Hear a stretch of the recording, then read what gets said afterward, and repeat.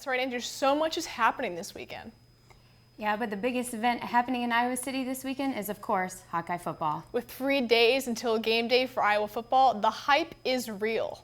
As we've been going through each position, we are ready for the football season to begin. And I think Taylor Brooks is too. Let's toss it right on over to her for our last position previews. Hey guys, I'm more than ready to be back on the sideline every Saturday for some college football. I know the players are too. They are ready to get that sour taste from the Rose Bowl out of their mouths and really prove something different this season. This morning I finish up our position previews on the defensive side of the ball, first starting with the linebackers, where one senior has earned his starting role back. 2014, Bo Bauer had the opening day starting position at linebacker, but last year was a different story after being on second string.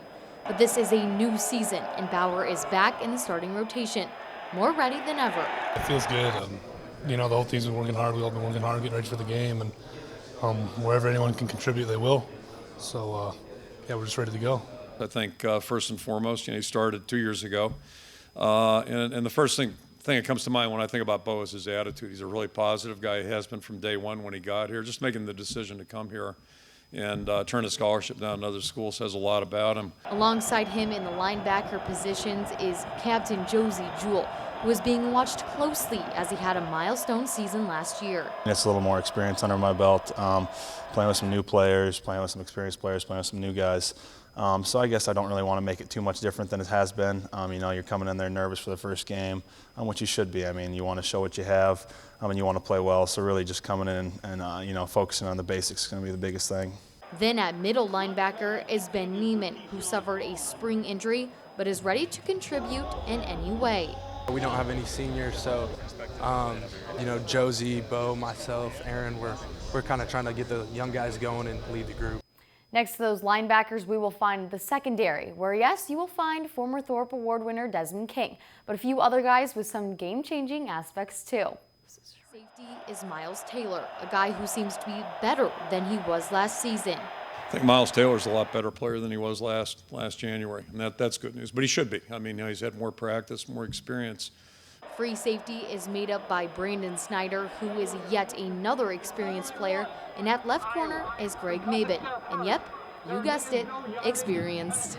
This is the healthiest that I felt in a while. I had that off-season shoulder surgery, so that's the best that my shoulder has felt since high school. So I'm just ready and excited to, get it together this year. Find me right back here tomorrow morning along with Katie Sextro as we bring you our very first pregame show of the year. You won't want to miss it. Taylor and Aaron, let's see what else is going on around Iowa City this weekend.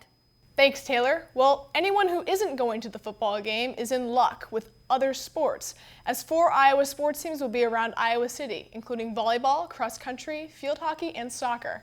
As far as cross country, it's their first meet of the season, as well as their first of 3 home meets here in Iowa City. Let's see what they had to say about it finally being time to compete. The team has been fantastic. They're very motivated, very eager to do the new things we want to do with the program. It's our testing point to see where our fitness is, to see what the work we put in for the first 2 weeks of practice and all summer. We've got 3 home meets, which takes a little bit of the stress off of NCAA Division I competition season with less travel. This year we get 3 of them, this one being the smallest of them, but that doesn't take away from its importance. I think we have high expectations, and I think that stems from our coach and what he wants from us and what he expects from us. We're trying to improve on where we did last year by a lot. On to field hockey. They have 2 games this weekend and are hoping they can continue their strides after a big last weekend on the road. We knew going into that weekend, you always try to get 2, but you got to come out 1-1, and we played really well for about 55 minutes of the Wake Forest game and then held on to win. And the game against North Carolina, it was 2-1 with 10 minutes left to go, and we went for it to try to get the win, and that's when the wheels fell off. 2-1 win was definitely a good outcome for us. I think the team we did what we wanted to do. Our press was on point, and I think it was just really good. So feeling very positive about this weekend.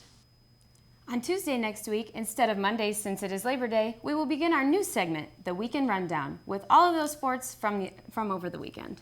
Like Taylor said, we will meet you back here tomorrow morning for our first edition of Pregame. Andrew, back to you.